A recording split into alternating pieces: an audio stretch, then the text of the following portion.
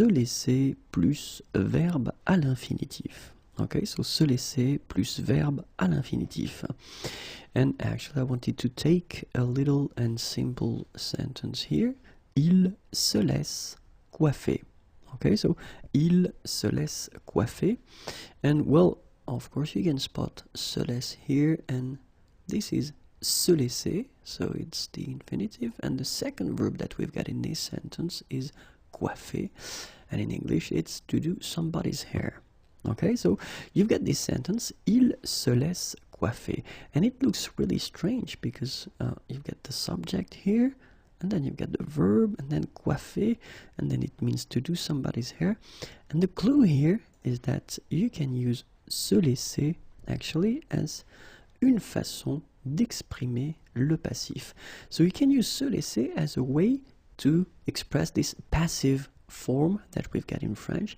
And if you take this sentence, well, clearly you could have it like that. Il accepte d'être coiffé par. And then it's quite clear now because it means that il, with this structure, se laisse, okay, doesn't do the action at all. Okay, so this is the concept of the passive. Remember, the subject doesn't do the action. Okay, so il se laisse coiffer.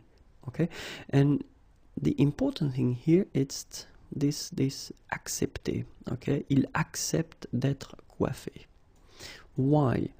Because se laisser, well, actually, if you want to translate that directly, you can translate it like to let yourself be, or then to let yourself become, or then to let yourself get.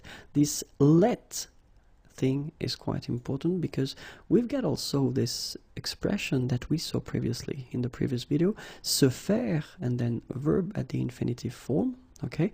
And it's actually the same concept. You can express this passive form with se faire, okay? But in this case, when you use se faire, you want to give the idea that le sujet est partiellement responsable. So the subject has something to say in a way about what is happening. But when you use this structure se laisser and then the verb at the infinitive form, well, the difference between the two is that in this case, le sujet n'est pas responsable ou résigné. So the subject let the things happen, actually. So the subject is not responsible, or then he is resigned. Okay, so this is the main difference between the two. Okay, even if in both cases they are expressing this passive form, okay, there is this main difference between the two. Se faire, the person is partially responsible, or is, the person has something to say about what's happening. Je me laisse inviter. Tu te laisses arrêter. Elle se laisse accompagner. Nous nous laissons insulter. Vous vous laissez escorter. Il se laisse photographier. Je me laisse inviter. So you get the translation of the verb. Tu te laisses arrêter. Elle se laisse accompagner. Nous nous laissons insulter. Vous vous laissez escorter. Il se laisse photographier.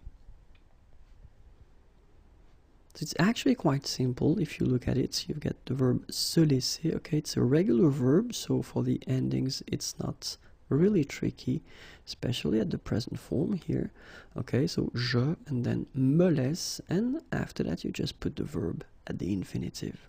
Okay, but of course we've got some tricky things, and when we talk about le passé composé, it will be a bit more difficult. Let's see how it goes.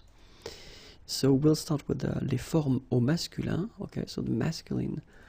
Je me suis laissé inviter. Tu t'es laissé inviter. Il s'est laissé inviter. Nous nous sommes laissés inviter. Vous vous êtes laissé inviter. Ils se sont laissés photographier. Oops, there's a different verb here. Well, it doesn't change anything anyway. So, je me suis laissé inviter. tu t'es laissé inviter, il s'est laissé inviter, nous nous sommes laissés inviter, vous vous êtes laissé inviter, ils se sont laissés photographier. And the important thing, if you have a look at it, is that you don't have any S at the end of your participe passé form here, because normally when we've got a structure like that, and normally when we use être,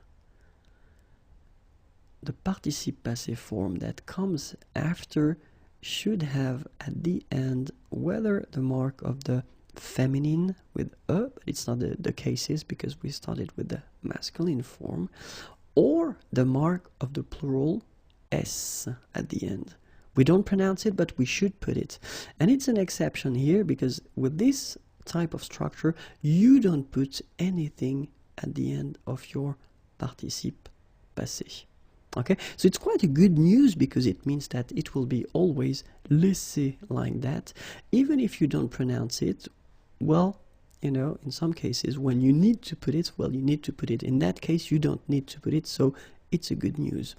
And for the feminine form, je me le suis laissé inviter, tu t'es laissé inviter, elle s'est laissé inviter, nous nous sommes laissés inviter, vous vous êtes laissé inviter, elles se sont laissées photographier, so it's coming back this strange one, but then it's exactly the same thing, so keep in mind that for your participe passé form here, so normally, you know, if we would respect the grammatical rules, we should, because we have être, we should put at the end of the participe passé here, the mark of the feminine, and then here we should put s at the end, so mark of the feminine, and then mark of the plural, s. But with this structure, you don't need to put the feminine or the plural, so it's a good news. It goes like je me suis laissé inviter like that. Whether it's the masculine or the feminine, you don't make any difference.